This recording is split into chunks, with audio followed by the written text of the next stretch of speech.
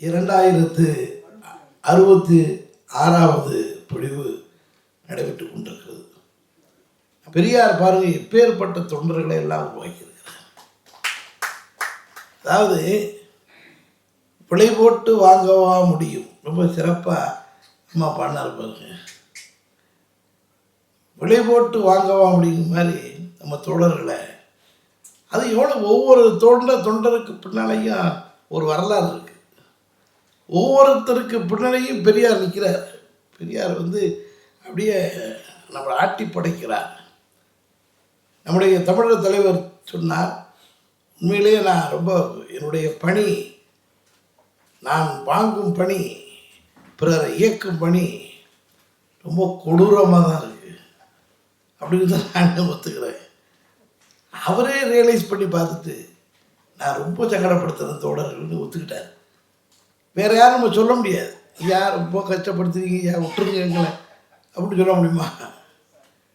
அப்படியே சொன்னார், நான் ரொம்ப கொடூரம் தான் அப்படின்னு. அப்புறம் அறியாமலே பிச்சுக்கிட்டு வந்து வந்தது.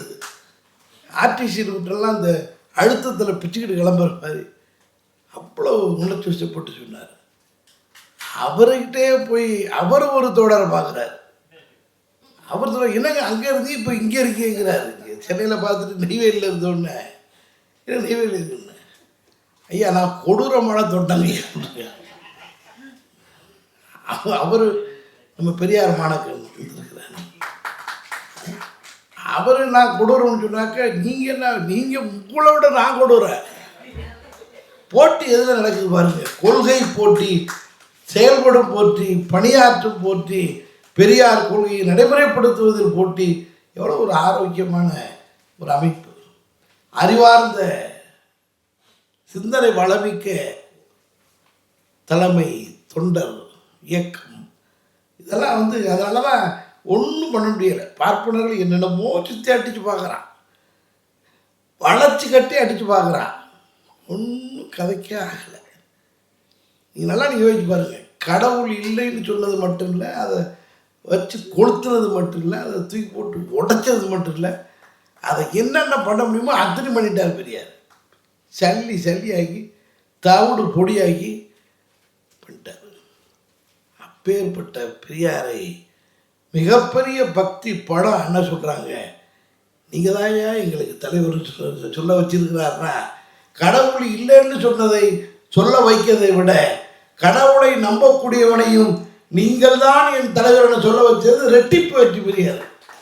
நாம் பெரியார் தலைவர்னு சொல்லணும்னா பகுத்தறிவாளர்கள், நாம் அதெல்லாம் தெரிஞ்சு போச்சு சொல்கிறோம். அவன் பெரிய குரு, அவன் உயிரே கொடுக்குறான் சாமிக்காக, கடவுளுக்காக.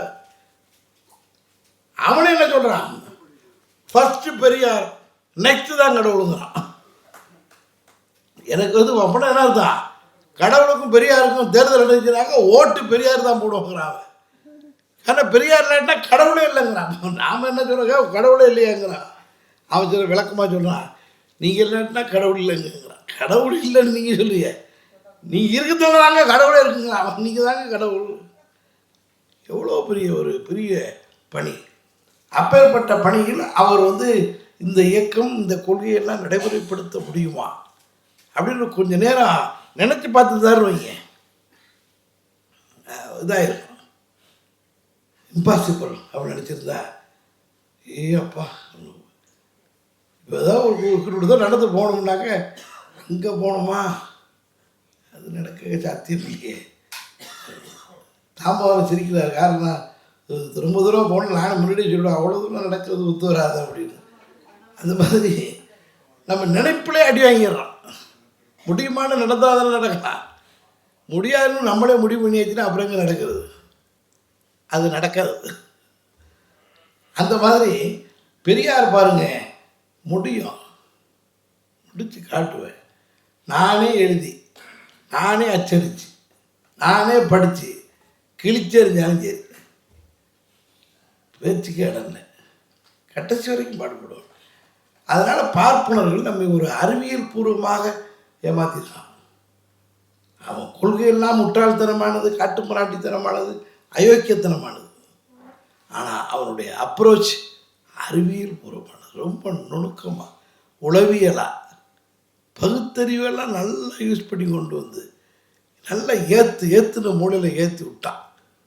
எவ்வளோ இருந்தாலும் சரி, எவ்வளோ திறமையான மருத்துவர்கள், மிக திறமையான அறிஞர்கள், மிக திறமையான ஆளுநர்கள், ஆளுமைகள் எல்லாம் இருக்காங்க.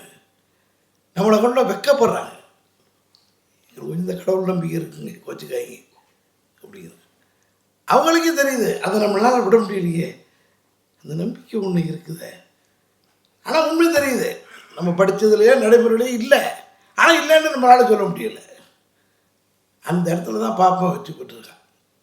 அதை வச்சு தான் இந்த ஆன்மீகத்தை தூபம் காட்டிகிட்டே இருக்கலாம். ஓட்டிட்டு நம்ம ஆளுங்களும் எல்லாம் இருந்தாலும் கோச்சிக்காய்ங்க. எனக்கு கொஞ்சம் அந்த நம்பிக்கை இருக்குது. அது இன்னும் சில பேர் ரொம்ப கௌரவமாக, எனக்கு சுத்தமாக நம்பிக்கை இல்லைங்க, எங்கள் வீட்டுக்காரம்மாவுக்கு வேண்டி தான், இருப்போம் வீட்டுக்காரம்மாவுக்கு வேண்டி தான் இவர் இந்த கையில் கட்டிருக்கேன். இது தப்புறதுக்கு வழி. வீட்டில் எல்லாம் தொந்தரவாக இருக்குங்க, அதனால் அதை போன்னு விட்டுறது. ஆனால் அப்புறம் தான் தெரியும் வீட்டுக்காரம்மாவோட இது ரொம்ப அழுக்கு கட்டின்னு அப்புறம் தான் தெரியும். ஆனால் ஏமாத்துற. அதனால் பெரிய அளவிற்கு நம்முடைய இந்த கொள்கை, அந்த கொள்கையால் நமக்கு ஏற்பட்ட பெரிய இழப்பு, இந்த கடவுள் நம்பிக்கை இதனால் ஏற்பட்ட பெரிய இழப்பில் நமக்கு சுயமரியாதை போச்சு. நடக்க முடியலை, குடியிருக்க முடியலை, தொட முடியலை, பார்க்க முடியலை, படிக்க முடியலை, மனுஷனாக இருக்க முடியலை. அதுக்கு பெரிய அடிப்படையாக அவன் பயன்படுத்தின டூல் என்னன்னாக்க வீரம், அறிவு, ஆற்றல், திறமை, அங்கே இங்கேன்னு அவன் அதெல்லாம் பயன்படுத்தியிருந்தான்னா நம்ம ஈஸியாக ஜெயிச்சிருப்போம். ஆனால் நாம் தான் டாப்லேயே அப்போயே இருந்திருக்கோமே. 2000-3000 வருஷத்துக்கு முன்னாடியே நாம் பெரிய பெண்கள் ஆண்கள் எல்லோரும் படிச்சுருந்துருக்கோம். சாதாரணப்பட்ட சங்கதியா? 3000 வருஷத்துக்கு முன்னாடி பெண்கள் எழுதுனா பார்க்கலையா நம்முடைய தொல்காப்பிய புலவர் இருக்காரு. எவ்வளவு பெரிய பெண்கள், பெண்பார் புலவர்கள், பெண்பார் புலவர்கள்னு ஒரு பட்டியலே இருந்திருக்குண்ணே. அப்படின்னா எவ்வளோ அறிவு, ஆற்றல், திறமை இருந்திருக்கு. அதெல்லாம் இல்லாமல் வந்தவன் தான் பார்ப்பான். நம்பர் 1 காட்டு போராட்டி முட்டா போய் வந்தான். அவன் பார்த்தான் இவங்களை ஓவர்டேக் பண்ணணுன்னாக்க மூளையில் தான் விலங்கு போடணும்னு இந்த கருத்தை சாதுரியமாக செஞ்சான். அதுக்கு அவன் அதிகாரத்தை பிடித்து கொண்டு சாப்பிட்ற வேலையை மட்டும் பார்க்கல. அவன் நல்லா நெய் வடை பாயசத்தோடு சாப்பிட்டுட்டு ஓட்டுவோம் அப்படிங்கிறதுல மட்டும் இல்லை. இது கண்டினியூ ஆகணும்னா, இந்த இனத்தை நம்ம கண்டினியூவாக அடக்கியே வச்சுக்கணும்னா, இவன் காலமெல்லாம் நம்ம சொல்கிறதையே கேட்கணும்னா, இவனுக்கு என்ன வந்துடக்கூடாது, படிப்பை கொடுத்துடக்கூடாது, அறிவு மெருகேறக்கூடாது, அதிகாரம் வரக்கூடாது, ஆட்சி வரக்கூடாது, ஆளுமை வரக்கூடாது. இப்போ தான் இவன் இப்படியே இருப்பான். அதனால் இவனுக்கு கல்வியை காட்டவே கூடாது. அடிச்சாம பாருங்க, எதை கொடுத்தாலும் சூத்திரனுக்கு கல்வியை கொடுக்காது, படிக்க கொடுக்காது. அப்புறம் எதை வேணாலும் கொடுன்னு ஒத்துக்கிட்டான்.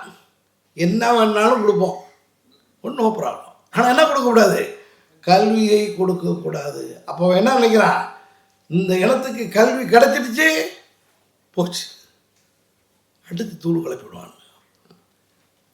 பெரியார் என்ன நினைச்சாரு பாருங்க, நீ என்ன வேணாலும் கும்பிட்டுக்க, எங்கே வேணாலும் போய்க்க, நீ யாராவது நாள் என்ன மதத்தில் எந்த கடவுள் என்னவோ போ, ஆனால் என்ன வேணும் உனக்கு, படிப்பு வேணும், படிக்க வேண்டும், படிக்கிற உரிமை வேண்டாம், நீ படி அப்படின்னு. அவன் எப்படி நம்மளை படிக்க விட்டுறக்கூடாது. இப்போ கடைசியில் பாருங்க, 2 அணி, ஒன்று பெரியார், இன்னொன்று சங்கராச்சாரி, ஒன்று ஆரியம், ஒன்று திராவிடம், ஒன்று பகுத்தறிவு, இன்னொன்று கடவுள். ஆனால் இந்த 2க்கு இடையில என்ன கிடக்கு, இந்த கல்வி, இந்த படிப்பு, இந்த அறிவு. இதுதான் இதை பெற வைக்கிறங்கிறது பெரியார், இதை பெற்றுடக்கூடாதுங்கிறது பார்ப்போம். இது இப்போ நம்ம ஐயா ஓரளவு எல்லாம் கொடுத்து இப்போ முன்னேறிட்டு வர வர அவன் கொஞ்சம் வேகமாக போயிட்டுருக்குங்கிறது உண்மைதான். இருந்தாலும் அவன் வச்சுருக்கான் பாருங்க அந்த மூடநம்பிக்கை, அந்த கடவுள், அது மட்டும்தான் நம்மளை போட்டு கொஞ்சம் உழுக்குனாலா நாம் இன்னைக்கு ஓரளவுக்கு எல்லாத்தையும் தாண்டி வந்துருக்கோம். கிராமங்களில் நான்லாம் ரொம்ப பாழும் கிராமம், கிராமத்திலே பேர் சொல்லியிருக்கான் பாருங்க, பாழும் கிராமம். இன்னைக்கு ஒருத்தர் கூட எந்த வீட்லேயும் வெளிநாட்டில் இல்லாமல் இல்லை, எல்லாம் வெளிநாட்டில். யாரும் வேலையை பார்க்கல, விவசாயத்தை நிறுத்திவிட்டான். எல்லாம் தென்னம்பிள்ளையை போட்டு டெவலப் பண்ணி விட்டு எல்லாரும் கார் வச்சுருக்கிறான், எல்லாம் காம்பவுண்டோட வீடு வச்சுருக்கான். எல்லா பிள்ளையும் படிக்குது, பிரம்மாண்டமாக விட்டுருக்காங்க. முன்னாடி இவன் போய் வேலைக்கு போனான், உடல் உழைப்பு வேலைக்கு போனாங்க என் பாட்டங்காலத்தில். இப்போ உள்ளவனா எப்படி போகிறான், ட்ரேடு, ஏதோ ஒரு தொழில், ஏதோ எஜுகேஷன், ஏதோ ஒரு படிப்பு, எல்லாம் ரொம்ப இருப்பாங்க. பாப்பா நாளைக்கு ஏற்றுக்க முடியுமா? இதுக்கெல்லாம் என்ன காரணம்? இந்த கல்வி. இந்த கல்வியை நாம் பெறுவதற்கு என்ன காரணம்? சமூக நீதி, வகுப்பு உரிமை, இடஒதுக்கீடு. அதுக்கு யார் காரணம்? பெரியார், பெரியார், பெரியார். வெள்ளக்காரன் அவன் நாட்டி தன்மைக்கு தகுந்த மாதிரி எல்லாம் படிக்கட்டியா கொடுத்தான்னு நினச்சான். அதை விட அவங்க அதை முடிக்க போச்சு. பிற மதத்துக்காரனா அதை எப்படி பண்ணுற அப்படி இப்படின்னு நினச்சான். அவ்வளவுதான். பாதிக்கப்பட்டது நம்ம தானே. பெரியார் தான் இந்த வழியில் நிதி கட்சிக்காரன் கூட பணக்காரனாக இருந்தாலும் பெரிய ஜாதிக்காரனாக இருந்தாலும் பாப்பானுக்கு நம்ம அடிமையாக இருக்கலாமாங்கிற வேகத்தில் இருந்தார். அவர் செட்டியாரை கீழே உட்கார வச்சுட்டான், பணத்தெல்லாம் வாங்கிட்டு கீழே உட்காரியான்ட்டான். அவர் பார்த்தார் செருப்பிட்டி, என்ன இவ்வளோ பெரிய ஆளை கீழே உட்கார வச்சுட்டான். அப்போயும் பிஏ படிச்சிருக்காரு. நம்ம நீங்கள் ராமராய நீங்கள் அப்போயும் படிச்சிருக்காங்க. இவ்வளவு இருந்து பாப்பானாக்கிட்ட என்ன சொல்லணும்? கையெழுத்து கும்பிடணும், கீழே தான் உட்காரணும், வாடாங்கிறான். அதில் பெரிய கொடுமை, பிட்டி தியாகராயருடைய கிளார்க்கு மேலே உட்காந்துருக்குறான். கிளார்க்குன்னு நம்ம இப்போ ரொம்ப ஹைஜீனிக்காக சொல்கிறோம், இப்போ ரொம்ப டாப் பொருள், சும்மா ஷார்ப்பு மானுவோம். அப்போ விஏஓ இது மணிக்கு கணக்கு பிள்ளைக்கு எழுதிட்டு உட்காந்துருப்பான், தூக்கிட்டு அலைவான்னு, செயின் தூக்கிட்டு அலைவானே, அந்த மாதிரி உள்ள போய் அவன் மேலே உட்காந்துருக்கான். தேராயார சமக்காலத்தில் உட்கார விட்டான்.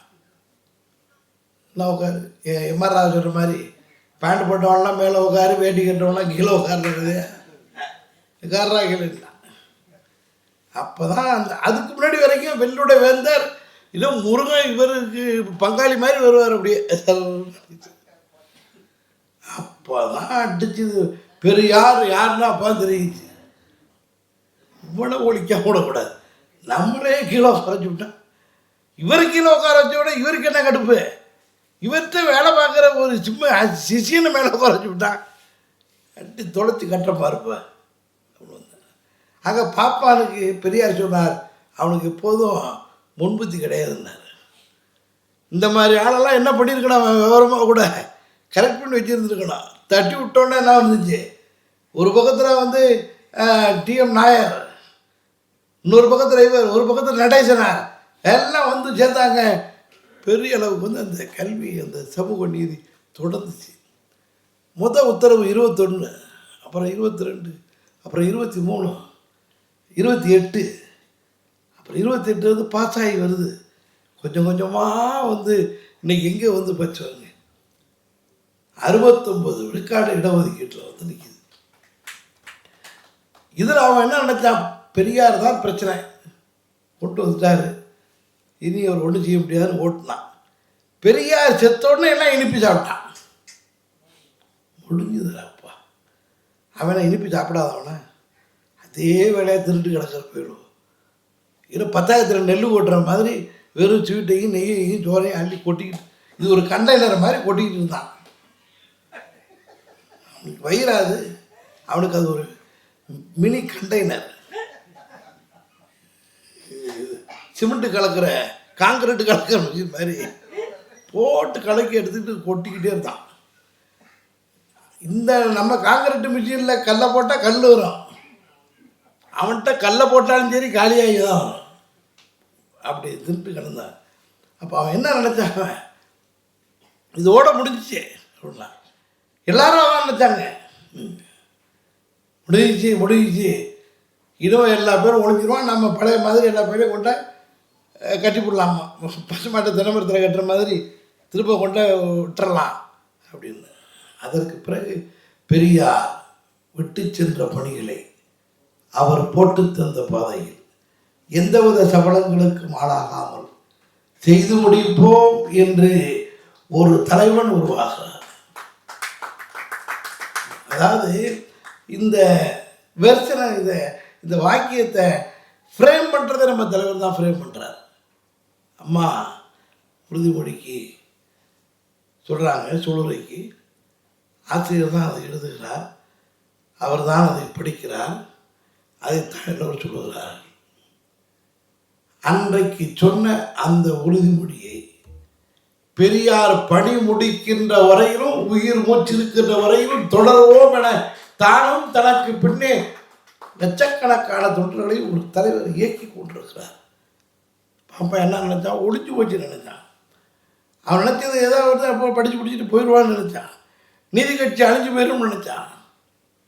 திரும்ப சுற்றி பெரியார் தான் வந்து நின்றுச்சு.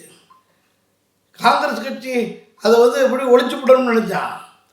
காங்கிரஸை வச்சு பெரியாரை ஒழிக்கணும்னு நினைச்சான். இன்னும் அது அன்றைய பிஜேபி தானே காங்கிரஸ், அன்றைய பிஜேபி காங்கிரஸ், அன்றைய அக்ரஹாரம் காங்கிரஸ், அன்றைய ஆர்எஸ்எஸ் காங்கிரஸ், அதை வச்சு தான் ஒழிக்கணும்னு பார்த்தான். ஆனால் பெரியார் என்ன பண்ணார், அதுலேயே ஒரு ஆளை பிடிச்சி உரிய தனியாக நிறுத்தி வச்சார். அவர் தான் காமராஜர். ஒரு பெரிய கட்சி வச்சு நம்மளை காலி பண்ண பார்த்தா அதுலேருந்து ஒரு சிங்கிள் மேனை தனியாக பிரித்து எடுத்து பார்ட்டியாக நானாக பார்ப்போம் போ அப்படின்னு நல்லா யோசிச்சு பாருங்கள். தமிழ்நாட்டில் இல்லாமல் காங்கிரஸ்காரங்க என்ன சொல்கிறாங்க, காங்கிரஸ் ஆட்சின்னு சொல்ல மாட்டாங்கிறான், காமராஜ் ஆட்சிங்கிறான். சூடு சுரணை வெக்கம் மானம் ஒன்றுமே இல்லாத ஒரு கட்சி இருக்கான்னா அதுக்கு தலைமை இருக்க வேண்டிய கட்சி காங்கிரஸ் கட்சி. அவனுக்குன்னு ஒரு சுயமே இல்லை. காங்கிரஸ் கட்சின்னு சொல்கிறான், நேரு கட்சின்னு சொல்லு, காந்தி கட்சின்னு சொல்லு, எந்த கர்மாதி கட்சியை சொல்லு, நான் அந்த ஆட்சியை கொண்டு வருவேன், காமராஜர் ஆட்சியை கொண்டு வருவோங்கிறான். அப்படி என்ன பார்த்தீங்கன்னா பெரியார் எங்கெல்லாம் போகிறார் பாருங்க. அண்ணா மாறுபட்டார் வேறுபட்டார், எவ்வளோதான் மாறுபட்டு வேறுபட்ட பிறகும் தேர் நிலையடிக்குத்தான் அவர்கள் சொல்கிற மாதிரி பத்து நின்றார். சும்மா வரல, வெறுங்கையோடு சென்ற உங்கள் மகன் இன்றைக்கு ஆட்சி அதிகாரத்தோடு வந்திருக்கிறேன். நீங்கள் இந்த அதிகாரத்தோடு ஆட்சியோடு இருக்க சொன்னால் இருப்பேன், இல்லை என்று சொன்னால் என் தோளில் கிடக்கும் துண்டை தூக்கி எறிவது போல எரிந்துவிட்டு உங்களுக்கு பைதூக்கி கொண்டு காடுமெடெல்லாம் சுற்றி வர இந்த அண்ணாதுரை தயார் அப்படின்னு சொல்ல வச்சார். அண்ணாவை திரும்ப வச்சது பெரிதல்ல, மீண்டும் உங்களுக்கு நான் பைதூக்கிக்கிட்டு வருவோம்னு சொல்ல வச்சார் பாருங்க. ஒன்றை இழப்பது பெரிதல்ல, இன்னொரு சுமையை ஏற்பது இது டபுள் ஒர்க், டபுள் லாஸ். பதவி தூக்கி போடுறேன், உங்கள்கிட்ட வர்றேன். எப்போ அது பதவிக்கு வராமல் சும்மா ஏமாத்திர சொல்கிறதெல்லாம் சொல்லலாம். கையில் இருக்கு, கையில் பதவி இருக்கு, அந்த நேரத்தில் சொல்கிறதுன்னு சாதாரணமாக சொல்ல முடியுமா?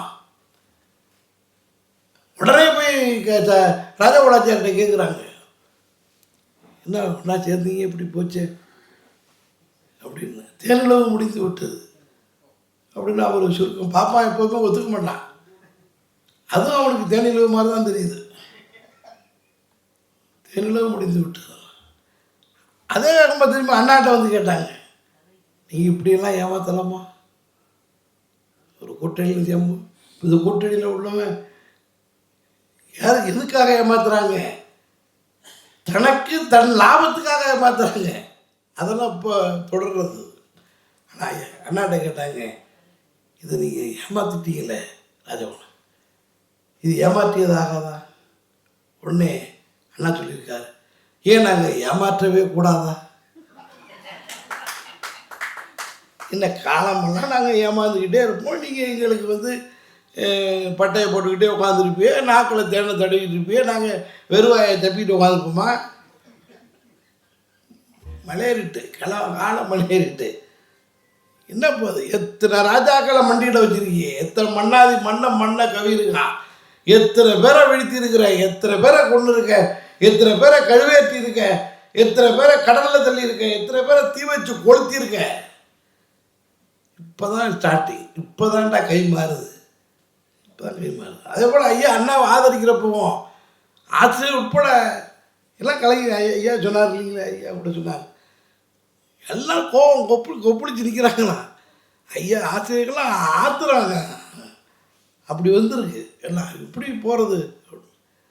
அப்புறம் ஐயா தான் சொன்னாராங்க, இருங்கன்னு சொல்லிட்டு கடைசியா இவ்வளவு பெரிய வாய்ப்பை, நம் கையில் கிடைத்த வாய்ப்பை அண்ணா ராஜகோபாலாச்சாரியோருடவே பயணித்து ராஜகோபாலாச்சாரி எத்தனையோ மன்னர்களை வீழ்த்தியவன், மகாபாதகர்கள் இவர்களை வைத்து இருந்து காலி செய்து விட்டால் என்ன ஆகியிருக்கும்? இதற்கு பிறகும் நம்முடைய அண்ணா நம் அண்ணாவாக இருப்பதால் வந்ததால் ஏற்பட்ட வாழ்வு அல்லவா, எவ்வளோ பெரிய வாய்ப்பு. அப்புறம்தான் போதான் அண்ணா பாப்பானவளுக்கு அப்புறம்தான் தெரிய ஆரம்பிச்சிருக்கோம். இவ்வளோ எப்போதுமே இப்படி தான் இருப்பான்னு நம்ப முடியாது. சமயத்தில் சொல்லிட்டு அடிப்பான் அப்படின்னு அடித்தான். அதனுடைய விளைவு இன்றைக்கி 69 விழுக்காட்டிற்கு இந்த இடஒதுக்கீடு வந்திருக்குன்னா சாதாரணது. இதெல்லாம் ஆட்சியாளர்கள் பண்ணாங்க, உத்தரவுலாம் போட்டாங்க. காமராஜர் காலத்தில் 16-25 நம்முடைய ஓமாந்துரார் 41 வந்துச்சு.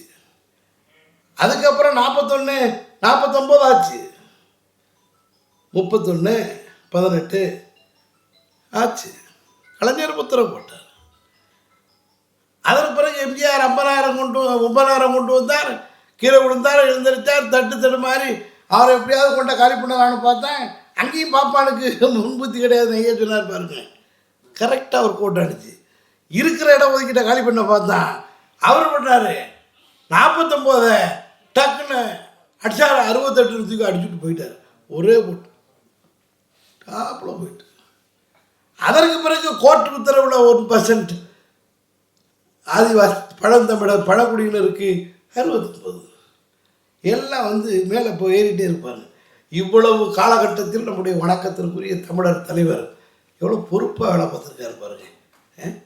ஐயா இல்லாத போது, அம்மா இல்லாத போது 49 விழுக்காடு இடஒதுக்கீட்டை கையில் வைத்திருந்த போது 9,000 ரூபாய் வருமான வரம்பில் அது ஒளிஞ்சே போச்சு. காரணம் இடஒதுக்கீட்டுக்கு பொருளாதார அடிப்படைங்கிற அளவோட கிடையாது, சட்டப்படியும் கிடையாது, நியாயப்படியும் கிடையாது, எந்த நிலையிலையும் கிடையாது. அப்படி போடவே சிந்திக்க வழி இல்லை. அது அம்பேத்கர் காலத்திலிருந்து ஏற்கப்பட்டது, எல்லாருமே ஏற்றுக்கிட்டான். Socially and educationally backward class என்பதை அதிகப்படியான பேர் வாக்கெடுப்பில் ஏற்றுக்கிட்டான். இதுக்கு பிறகு அதில் கை வச்சு பார்க்குறான். நம்ம எம்ஜிஆர் இதை காலி பண்ணுற நோக்கம் இல்லை. அவர் நம்ம அண்ணாங்கிற மாதிரி அவர் நம்ம எம்ஜிஆர். அவர் நம்ம எம்ஜிஆர் தான். அவன் எப்படியாவது காலி பண்ண பார்த்தான். அவர் காலி ஆகிட்டார். ஆனால் காலியான பிறகும் சொல்லுவாங்க இல்லையா, லிவரில் ஒரு பாயிண்ட் இருந்தால் போதும் அது மீன் டெவலப் ஆகிடும்னு. அது மாதிரி அந்த திராவிடம் என்கின்ற அந்த தத்துவம், பெரியார் எடுக்கின்ற அந்த தத்துவத்தும் இருக்கிற நிலையில் ஏன் அந்த நேரத்தில் என்ன கோபம் வரும்? வீரமணி தான் ஒரு டீமை செட் பண்ணி, ஒரு கூட்டணி செட் பண்ணி அல்லது இதை பண்ணி ஒழிச்சிட்டாரு, தோக்கடிச்சிட்டாரு. 9,000 ரூபாயில் நம்ம அடி வாங்கி போயிட்டோம் அப்படின்னு. அந்த ஆளை எதுக்கு நான் பார்க்கணும் அப்படின்னு வீர வெறுப்பில் தானே போகணும், வேண்டாம் வெறுப்பில். அப்படி போயிட்டே தான் என்ன ஆகும்? பாப்பாரை போய் அடித்து காலி போயிட்டு போயிருப்பான். எம்ஜிஆரை கொண்டு சங்கரமட்டத்தில் பரட்டி விட்டுருப்பான். முடிஞ்சு போச்சு. உடவு சுற்று வாலிபர் காஞ்சிபுரத்தை சுற்றிக்கிட்டு இருப்பார். அடிச்சாரு பாருங்க, வீரமணியை கூப்பிடியா கேளு. அப்படி கூப்பிட்டு கேட்கணும்னா இப்போ என்ன அர்த்தம்? பெரியார் இருந்த இடம் விரிச்சோடி போகாமல் வீரமணி பாதுகாத்தார்னு சொன்னார குன்றக்குடி அடிகளார். பெரியாரை இந்த இனம் நம்புவது போல பெரியார் இந்த இடத்தில் இவரை வைத்து பார்த்ததால் தான் எம்ஜிஆர். அவரை கேளுங்க, அவரை எதிர்த்தியா பார்க்கல. கேளு.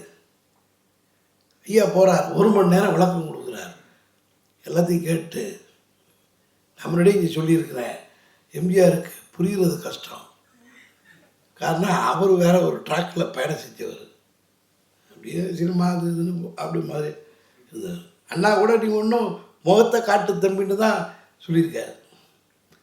அறிவை காட்டு தம்பின்னு சொல்லல. அவர் முகத்தை காட்டு, அது போதும், நான் பார்த்துக்கிறேன். அப்பேற்பட்டவர் ஏழைகளுக்காக தீரன்னு நினச்சி வச்சு விட்டார். தெளிவு ஏற்பட்டவுடன் அடிச்சார் பாருங்க. இது அதோட விடணுமா இல்லையா? எப்படி அண்ணா நான் முதலமைச்சர் பதவியை தோளில் உள்ள துண்டை போல் தூக்கி எறிந்து விட்டு வருகிறேன்னு சொல்லியிருந்த சொல்லாமல் அதை சொன்ன பிறகு இன்னொன்று சொன்னார் பாருங்க, தூக்கி எறிந்து விட்டு பை தூக்கி கொண்டு வருவேன் உங்களுக்கு. அதே மாதிரி 9,000 ரூபாய் வருமான வரம்பை நான் உடனடியாக நீக்குகிறேன் என்பது மட்டுமல்ல, 31 விழுக்காடு 50 விழுக்காடாக நியாயம் செய்வேன். 50 விழுக்காடு மேற்பட்ட மக்களுக்கு இவ்வளோ ஆழம் இல்லாத அப்போ ரியலைஸ் பண்ணிக்க அவர் 31 தான் இருக்கு, கொடுக்கக்கூடாது, சமூக அடிப்படைலாம் கொடுக்கணும், ரைட்டு. அப்போ பொருளாதார அடிப்படை தப்பு, பின் வாங்கிட்டான். அப்போ எவ்வளோ கொடுக்கணும்? 50% மேலே இருக்கான். எவ்வளோ கொடுத்துக்கிட்டு இருக்கான்? 31. அப்போ சரியாக கொடுத்தா என்ன செய்யணும்? 31 தூக்கணும். கேட்கவே இல்லை, நம்ம சொல்லவே இல்லை. அவர் சரியாக புரிந்து கொண்டார். எனவே 50 விழுக்காடுனார். நல்லா யோசிச்சு பாருங்க. இந்த 50 விழுக்காடு மாறாமல் இருந்தால் 69 இப்போ வந்திருக்குமாங்கிறது கேள்விக்குறி. என்னை கேட்டால் வருவதற்கு வாய்ப்பு இல்லாமல் கூட போயிருக்கலாம். 50 ஆனால் 50 தாண்டக்கூடாதுங்கிற இந்த சட்ட சிக்கல்லே மாட்டி இருந்திருக்கோம். 50 தான் இருந்திருக்கும். தமிழ்நாட்டு மக்களுக்கு, தமிழனுக்கு 19 விழுக்காடு இடஒதுக்கீட்டை பெற்றுத்தந்த மொத்த பெருமைக்கும் சொந்தக்காரன் தமிழர் தலைவர் ஒருவர் மட்டும்தான். நடந்த 19 விழுக்காடு கிடையாது. 69 50 போனிச்சு, நம்ம இது 19 50 தான் இருந்திருக்கோம். அதை ஒன்றும் செஞ்சிருக்க முடியாது. காரணம் அதில் யாரும் கை வைக்க போகிறதில்ல. கை வச்சதுனால தான் 69 கூடாதுன்னு பிரச்சனை வருது. அப்புறம் இந்த அம்மா வருது, நம்ம சட்டம் கொடுக்குறோம், அது பின்னால் வருது. ஆனால் 50 இருந்திருக்கோம். சட்ட நெருக்கடின்னு வண்டி ஓடிட்டே இருந்திருக்கோம். இன்னும் 50 கூட இருந்திருப்போம். ஏன்னா எல்லா மாநிலமும் 50 தான். 50 தாண்டக்கூடாது. பாருங்க, இப்போது 90 91 இன்றைய வரைக்கும் 90 கிட்டத்தட்ட 35 வருஷம். 35 வருஷமாக 19 விழுக்காடு உயிரோடு இருக்குது. 19 விழுக்காடு 100க்கு 19, 1000க்கு 190, 1,00,000க்கு 19,000, 1,00,000 இடத்துக்கு 19,000 படிக்கிறதுக்கு வேலைக்கா. அப்போது 1,00,000 பேருக்கு 19,000 பேர் நமக்கு பயனடைஞ்சிக்கிட்டு வர்றோம். கூட இந்த 19,000 குறைஞ்சிச்சுன்னா 1,00,000க்கு எத்தனை லட்சத்துக்கு எத்தனை ஆயிரம் குறையும்? 35 வருஷத்துக்கு எத்தனை லட்சம் குறையும்? லட்சக்கணக்கான தாழ்த்தப்பட்ட, பிற்படுத்தப்பட்ட, ஒடுக்கப்பட்ட தமிழர்கள் இன்றைக்கு பதவியில் உட்கார்வதற்கு ஒரு தனி மனிதன் காரணம். அவர்தான் வீரமணி. எல்லாம் சேர்ந்தாங்க, போராடினாங்க, அதெல்லாம் சரி, ஐயா தத்துவத்தை கொடுத்தாரு, எல்லாம் கரெக்ட். இன்னும் அடிக்கிறது யாரு? கம்பெனியில் துப்பாக்கி தயார் பண்ணுறான், தோட்டா தயார் பண்ணுறான், எல்லாம் கொடுத்தாச்சு. ஒரு ஆள் ஐயா வெங்கடேசன மாதிரி துப்பாக்கி 10 துப்பாக்கி வாங்கி தப்பலை பண்ணிட்டாரு. சுடுறது யாரு? சுடுறவங்க கரெக்டாக சுடாட்டா கதை கெட்டு போயிருமில்ல. அது ஒரே ஆள் தான், சுடுறதுக்கு ஆள் இல்லை, ஒரே ஆள் தான் சுடணும். அடுத்தவன் சுட்டா அவருக்கு அதை முடிஞ்சு போயிடும். அவன் சுடுறதுக்கு முன்னாடி சுடணும். அதனால தான் கலைஞர் சொன்னார், என் இளவல் வீரமணி முந்தி வடிக்கும் துப்பாக்கி அப்படின்னார். கருத்தை சொல்லுவோம். நான் சொல்கிறதுக்கு முன்னாடி ஒரு செகண்ட்லேயாவது முந்திடுவார் அவர். அது முந்தி வடிக்கும் துப்பாக்கி, நான் பிந்தி வடிக்கும் துப்பாக்கி அப்படின்னார். அந்த 69 வந்துச்சு. இது இயல்பாக நகர்ந்து வந்துச்சு. அப்புறம் 69 மட்டுமா வந்துச்சு. ஒரு பாட்டில் சொல்லுவாங்கல்ல, நாம் ஆசையோடு பேசி நாளாச்சு ஆபத்து அங்கே தான் உருவாச்சு வர்ற மாதிரி 69 வந்தாச்சு. அதோட தொந்தரவு வந்தாச்சு. 50க்கு மேலே கூடாதுன்னு மண்டல குழு கமிஷன் அந்த தீர்ப்பில் அந்த கொடுத்தான் பாருங்க. கோர்ட்டில் 12 நீதிபதி அவன் அடிச்சான் பாருங்க. அதில் ஒரு 5 நீதிபதி இப்படி போட்டு போயிட்டான். 50 தாண்டக்கூடாது. Reservation correct, socially educationally correct, எல்லாம் கரெக்ட். ஆனால் 50% ஆஃப் போஸ்ட்டுக்கு மேலே போகக்கூடாது. இது பாருங்க, இப்போ இடுப்பு வலி போய் திருக வலி வந்த கதையாயிடுச்சு. எதிராக சிக்கல்னால என்ன பண்ணுறது? இதுக்கு வைத்தியம் செய்வது யார்? இந்த டிபார்ட்மெண்ட்டில் ஆளே கிடையாது. இந்த நோய் இப்போ தான் வருது. இந்த நோய்க்கு காரணமும் தெரியாது, காரணம் தெரிஞ்சாலும் மருந்து தெரியும். ஆனால் இந்த நோய்க்கு காரணம் தெரிந்தவரும் மருந்து தெரிந்தவரும் ஒரே மருத்துவர், ஒரே டாக்டர். அவர்தான் டாக்டர் வீரமணி. இந்த மாதிரி பிரச்சனைக்கு அவர் வந்து நீங்கள் எண்ணி பார்க்க வேண்டும். அருமை தோழர்களே, 9/10/1987 புதுக்கோட்டையில் நடைபெற்ற மத்திய நிர்வாக குழு கூட்டம். அந்த மத்திய நிர்வாக குழு கூட்டத்தில் ஒரு தீர்மானம் நிறைவேற்றியிருக்கான். அது இந்திய அரசியல் சட்டம் 31C படி தனிச்சட்டம் இயற்றி இடஒதுக்கீட்டை பாதுகாக்கும் கருத்தை உருவாக்கலாம். இந்த மாதிரி பிரச்சனை வரும். இந்த மாதிரி சிக்கல்லாம் அனுபவம் தாண்டக்கூடாது. சீலிங் இதெல்லாம் இருக்குது. பாப்பாரா போல இப்படியே சுற்றி சுற்றி வருவான். இது தெரியும் ஐயாவுக்கு. இதுக்கு ஒரு ரெமெடி இப்படி ஒன்று நம்ம போட்டு வச்சுக்கணும். வருமுன் காக்க வேண்டும், வருமுன் உரைக்க வேண்டும். இவர் வருமுன் காக்க வேண்டும் அரசு. அது யாருக்கும் புரியல.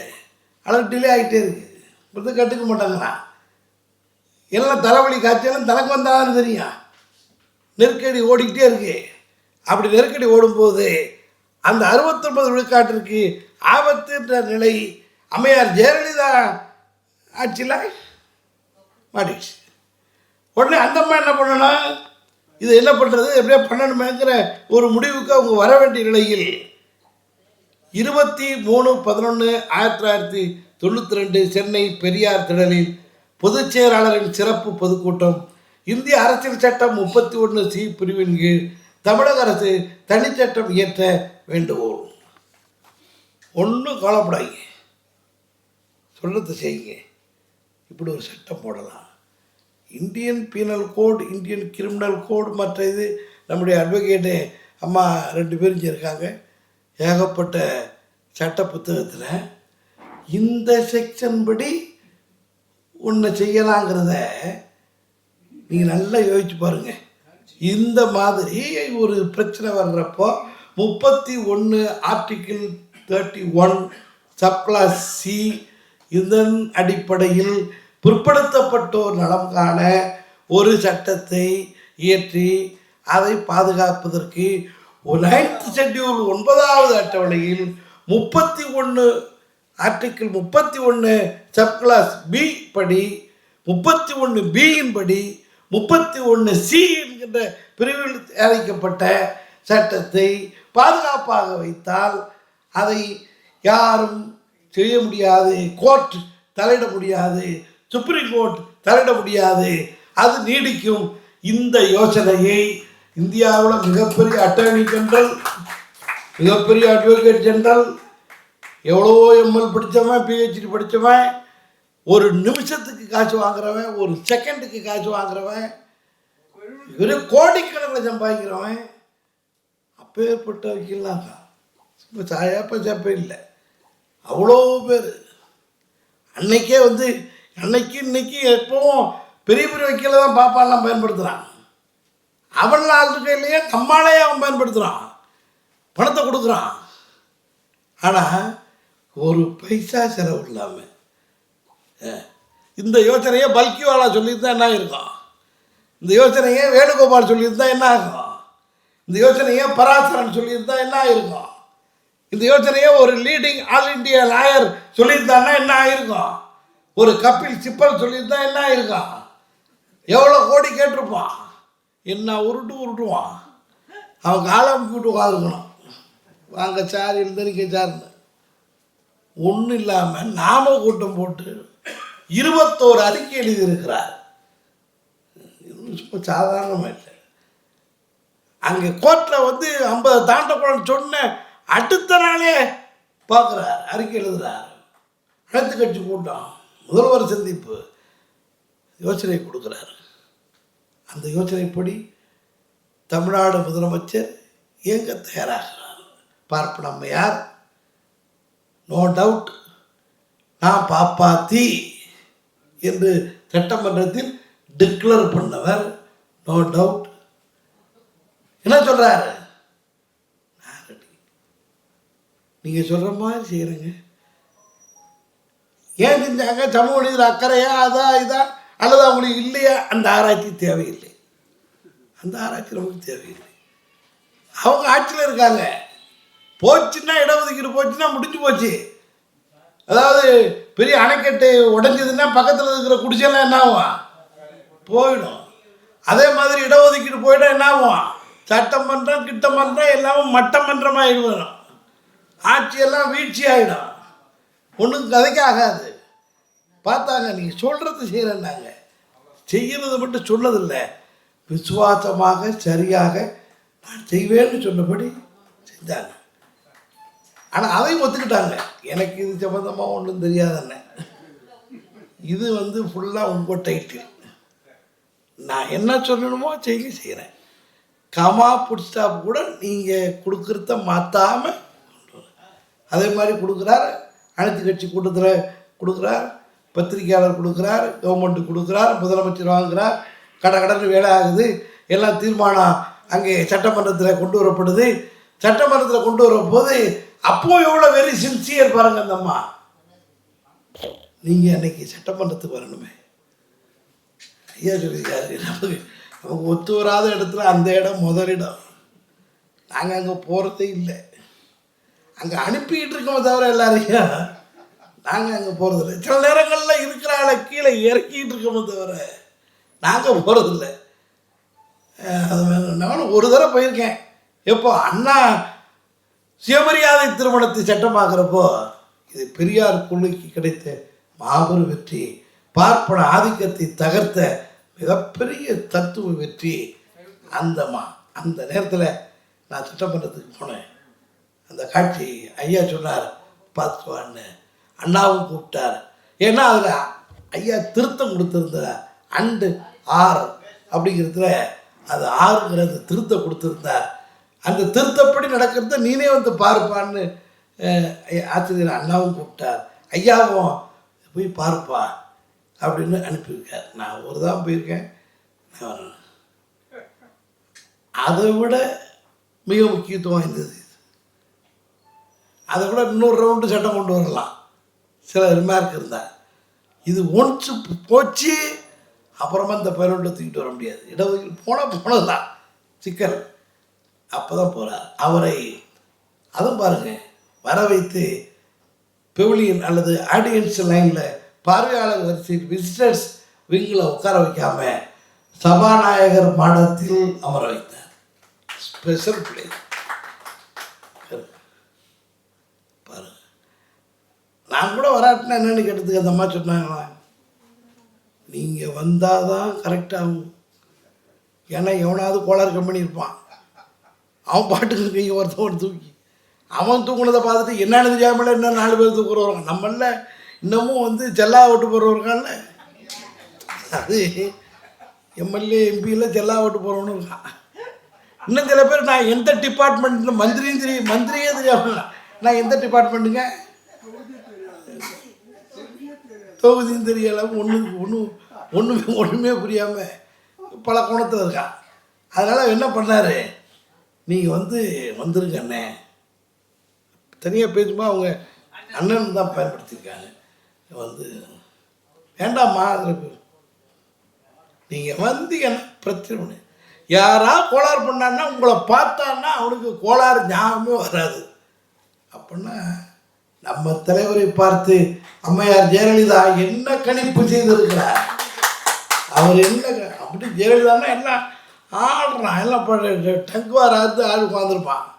அவர் என்ன நினைக்கிறார், நம்ம தலைவரை இவருக்கு மாறாக எதிராக நடந்தால் ஒருபோதும் நிற்க விட மாட்டார் அப்படின்னு அவர் புரிஞ்சுக்கிறார். அதே மாதிரி உட்கார்றான், எல்லாம் எழுந்திருக்கிறோன்னே வணக்கம் சொல்லும்போது 2 வணக்கம் சொல்கிறானா.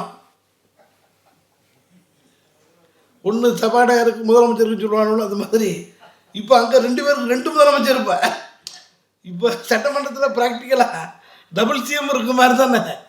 அவங்க கையெழுத்து போடுற சிஎம், இவர் கணக்குலக்கெல்லாம் முடிச்சு கொடுக்குற சிஎம்.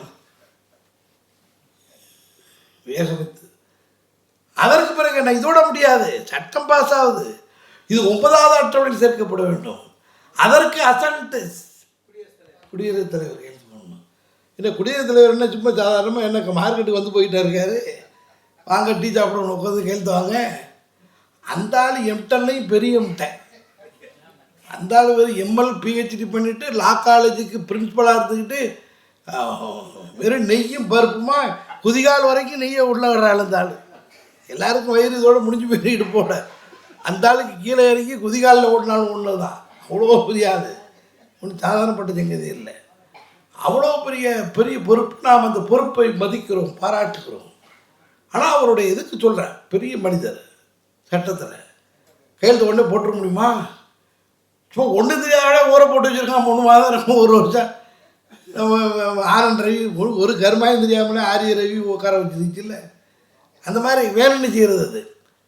அப்போ என்ன சொல்லியிருக்காங்க இந்த அம்மா, இதை பாருங்க, நம்ம அங்கே போய் பார்ப்போம், அவரை வலியுறுத்தி போட சொல்லுவோம்.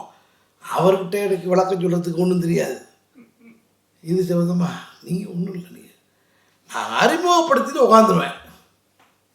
நீங்கள் பார்த்து அதே மாதிரி மிஸ்டர் வீரமணி ஜெனரல் செக்ரட்டரி, அவன் முன்னாடி சொல்லிட்டார். அவன் ஐநோ வெல் ஐநோ அப்பான்னு தெரியாமலாம் இருப்பான் உலகத்தில். நாம் சின்ன பிள்ளைவோ குடும்பத்தோடு பாப்பா ரோட்டில் போயிட்டு இருப்பான். நம்ம 4 பேர் கருப்பிச்சட்டை போட்டு போனோம்னு வைங்க, எல்லாம் நம்மளை திரும்பி பார்த்துட்டே போவோம். ஏன், இவாளெலாம் நம்ம எதிரி போகிறா, இவா நம்ம எதிரி. அங்கே எல்லாம் நண்டு சிண்டு வரைக்கும் தெரியுது பாருங்க. நம்ம ஆள் வந்து ஒன்றும் தெரியாமல் போயிட்டே இருப்பான். இவனுக்கு எவன் எதிரி, எவன் நண்பன், எவன் நல்லவன், எவன் கெட்டவன், எவனை உட்கார வைக்கணும், எவனை எழுந்திரிக்க வைக்கணும். அப்படி இவன் தண்ணி கேட்டால் மோர் கொடுத்தவொன்னா நம்ம ஆள். அந்த காலத்தில் கொஞ்சம் குடிக்க தண்ணி கொடுங்கன்னா, தண்ணி மோர் சாப்பிடுங்க, இவன் கேட்டது தண்ணி தானே, தண்ணியை கொடுத்து அனுப்ப வேண்டியது தானே. இனிமேல் எங்கே போக போகிறீங்க, படுத்துட்டு போங்க, திண்ணையில் படுத்துட்டு போங்க. திண்ணை கட்டியே வீடு கட்டியிருக்கானா இவனை கட்டிக்கார போய்வன், வந்துட்டு போகிறவனுக்கு வீடு கட்டானா அவன். அண்ணா என்ன சொன்னார், இவன் என்னைக்கு திண்ணை கட்டினானோ அன்னைக்கே பாப்பான் புரிஞ்சுக்கிட்டான். இவனை குளிச்சு கட்டிடலாம், அவன் இருக்கு தனியாக கட்டுவான். இவன் ரோட்டில் போகிற வரவெல்லாம் படுத்து முறிஞ்சா கட்டுறத வீட்டை நீ நல்லா யோசிச்சு பாருங்க. தண்ணி கேட்டாக்கா வந்து மோர் கொடுக்குறவன். அந்தளவுக்கு நம்முடைய இனத்தினுடைய தன்மை ஏமாந்துருவான். பாப்பா ரொம்ப இருப்பான், நம்மளை பார்த்தாலே நம்ம எதிரியை பார்ப்போம், கரெக்டாக இருப்பான். அதே மாதிரி பெரிய பாப்பானே பாருங்கள், ஹோட்டலில் அங்கே சாப்பிட்டு இருக்கும்போது நம்ம பார்த்தான்னா அப்படியே பார்த்துட்டே இருப்பான். எல்லாரும் கற்பிச்சுட்ட போட்டுருப்பான், அதெல்லாம் கண்டுக்கிட்டான். அவனுக்கு கரெக்டாக தெரியுது. இந்த சாராயம் ஒரு ஊருக்கு கிராமத்துக்கு போனான்னா இன்னொரு ஊருக்கு ஒரு சாராயம் குடிக்கிறவன் இன்னொரு சாராயம் குடிக்கிறவனை கரெக்டாக கண்டுபிடிச்சிருவான். இவன் எப்படி சேருவானே தெரியாது, 2 பேரும் கனெக்ட் ஆகிடும்.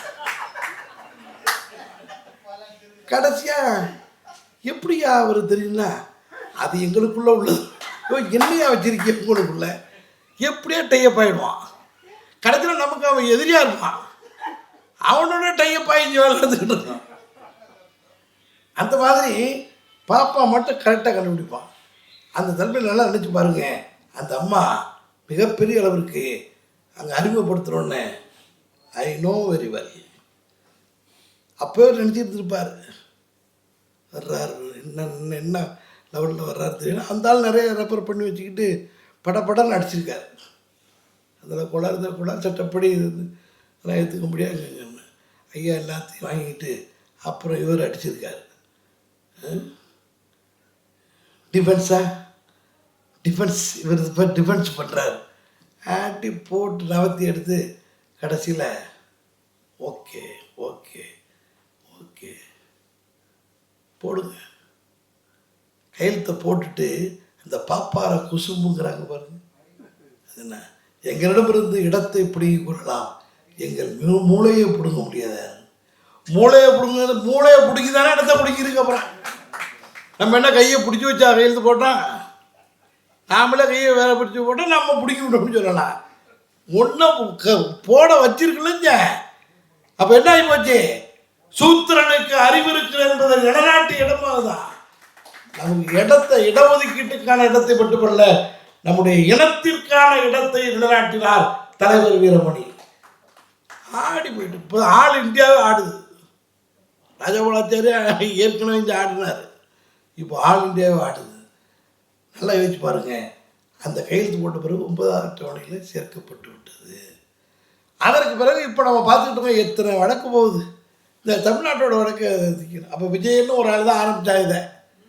ஆமாம், விஜயன்னா வெற்றி பெறுவோன் என்ன, அந்த விஜயனுங்கிற அந்த வார்த்தைக்கு இருக்கிற பொருள் இருக்கு பாருங்கள், அதை முதல்ல தோக்கடித்து அதிலே இருந்து தோற்றுக்கிட்டு தான் இருக்கானுவோம். ஆனால் விடாமல் கோர்ட்டுக்கு போயிட்டே இருக்கான், தொடர்ந்து தோற்றுக்கிட்டே இருக்கான். நாம் 31C பிரிவில் இந்த சட்டத்தை கொண்டு வர வேண்டும் சொன்னப்போ திமுகவுக்கு நமக்கு கான்ட்ரவர்சி. ஏன்னா அவங்களுக்கு வேற ஒன்றும் இல்லை, இந்தம்மா மேலே போகுது, அதுக்கு என்ன பண்ணுறது? ஏங்க, கலெக்டர் யார் இருக்காரோ அவர் தானே கையெழுத்து வாங்கணும், டாக்டர் யார் இருக்காரோ அவர் தானே வைத்தியம் பார்க்கணும், முதலமைச்சர் அவங்க இருக்கும்போது இப்போ ஆபத்தை அவங்க மூலமாக தானே எடுக்கணும். இப்போ இவங்க முதலமைச்சர் வரைக்கும் எப்படி வெயிட்டிங்கில் இருக்க முடியும்? அந்த மாதிரி செய்கிறாங்க. இவங்களுக்கு என்ன அந்த இதில் அப்போ என்விஎன் சோமு அனைத்து கட்சி கூட்டத்துக்கு வர்றார். ஐயா 31C பிரிவில் சட்டத்தை உருவாக்கணுங்கிறார். அவர் என்ன சொல்கிறார்? 31B பிரிவு அப்படிங்கிறார். அதே போல் அன்றைய காங்கிரஸில் இருந்த ஒருவர், அவர் என்ன போய் சேர்ந்தார், அவர் பேர் கூட மறந்துட்டேன், கொஞ்சம் பாலசுப்ரமணியமா எஸ்ஆர்பி அவர் அட்வொகேட், அவராக தான் சொல்கிறார் 31B 31C. அப்புறமா சரி 31C சட்டத்தை எழுத 31B 9வது அட்டவணையில் சேர்க்க எல்லாம் ஒன்றும் புரியல. எதிராக கரைச்சி குடிச்சிட்டு உட்காந்துருக்காரு அவர் ஆள். ஒன்று எல்லாம் இத்தனை பேரையும் பாப்பானையும் சரி கட்டி நம்மாலையும் சரி கட்டி அதை கையெழுத்து போட்டு வாங்குற வரைக்கும் 5 லட்சம் போகுது 5 லட்சம் போகுதுன்னு நம்மளை போட்டு படுத்தின பாடு ரொம்ப மெனக்கெட்டு. அப்புறம் அதுக்கு பிறகு எல்லாம் முடிஞ்சு சமூக நீதி காத்த வீராங்கனை என்று தமிழர் தலைவர் பட்டமும் கொடுத்தார். எனக்கு வேண்டிய நெருங்கிய ஒரு தீர்வு கண்பட சொன்னார். எல்லாம் ரைட்டு தான், பட்டத்தை கொஞ்சம் இறக்கியிருக்கலாம், என்ன கொடுக்காம இருக்கு, கொடுத்ததான் ரைட்டு, டாப்பில் கொண்ட போட்டு விட்டியலை. இல்லைங்க, இந்தியாவிலேயே இப்படி ஒரு சட்டம் இந்த ஸ்டேட்டில் இல்லை, இந்தியா முழுவதும் ஆணையாக இருக்குது, இதுதான் சட்டப்படி இருக்குது, அதுவும் இந்த தடை இல்லாமல் இருக்குது, யாரும் தலையிட முடியாமல் இருக்குது, நாட்டின் கொடிக்கு சமமாக இருக்குது, நாட்டினுடைய பெருமைக்கு சமமாக இருக்குது, இதை யாரும் கை வைக்க முடியாமல் இருக்குது, இதை செஞ்சது யார் அப்படின்னாக்க நம்முடைய இந்த முதல்வர் தான்னா, அப்புறம் அந்த பாராட்டுக்கு இந்த பெருமைக்கும் உரியவர் தானே, சொல்லித்தானே ஆகணும். அதற்கு பிறகு இப்போ என்ன நம்ம பாருங்கள், அதே 69 விழுக்காட்டுக்கு 31C பிரிவில் நாம் எழுதி கொடுத்த அம்மையார் ஜெயலலிதா கொண்டு வந்து பாதுகாத்த அந்த சட்டத்தை வைத்துத்தான் இன்றைக்கும் திமுகவும் அதை வச்சு தானே பாதுகாக்கிறாங்க. இன்னைக்கு மருத்துவ மேற்படிப்புக்கு பட்டப்படிப்புக்கு உள்ளதெல்லாம் அதை வச்சு தானே 26 விழுக்காடு பாதுகாக்கிறாங்க. தமிழ்நாடோட சட்டம் இன்னைக்கு நிற்குதேன், 69 விழுக்காட்டுக்கு அந்த பெருமையை அதான பெற்றுத்தருது. போயிடுச்சுன்னா என்ன ஆகுறது? அப்போ போயிருச்சுன்னா என்ன ஆகுறது? முடிஞ்சிச்சு. ஆக ஒரு மிகப்பெரிய அந்த 69 விழுக்காடு இடஒதுக்கீட்டை உருவாவதற்கு காரணமும் இவர், ஆபத்து வந்தபோது பாதுகாத்ததும் இவர், அது ஒரு மிகப்பெரிய அளவிற்கு சட்டப்படி பாதுகாப்பை உருவாக்கியதும் இவர். அந்த 69 விழுக்காடு உருவானதால் பல லட்சக்கணக்கான தமிழனுடைய வாழ்வில் ஒளியேற்றியவரும் இவர். சமூக நீதியை 69 விழுக்காட்டிற்கு நகர்த்தி வைத்து பின்னோக்கி செல்லாமல் ஆக்கியதும் இவர். மேலும் அந்த சட்டம் ரெட்ராஸ்பெக்டிவ் எஃபெக்ட், பின்தேதியிட்டு செல்லத்தக்க வகையில் அந்த சட்டத்தை உருவாக்கி அதிலையும் ஒரு 2 வருஷம் லாஸ் இல்லாமல் அதையும் சேஃப்டியாகி கொடுத்த தலைவர் இவர். அடாடாடாடா, என்ன பெரியது பாரு. இவ்வளவையும் ஒரு பைசா இந்த இனத்திடமிருந்து காசு வாங்காமல், லஞ்சம் வாங்காமல், கூலி வாங்காமல், சம்பளம் வாங்காமல் தந்தை பெரியார் வழியில் செய்த ஒரு மிகப்பெரிய பணியை செய்த தலைவர் தான் தமிழர் தலைவர். பெரியார் தடத்தில் நடைபோடும் தகைத்தால் தமிழர் என சொல்லி நிறைவு செய்கிறேன். அடுத்த பொழிவில் சந்திப்போம். நன்றி, வணக்கம்.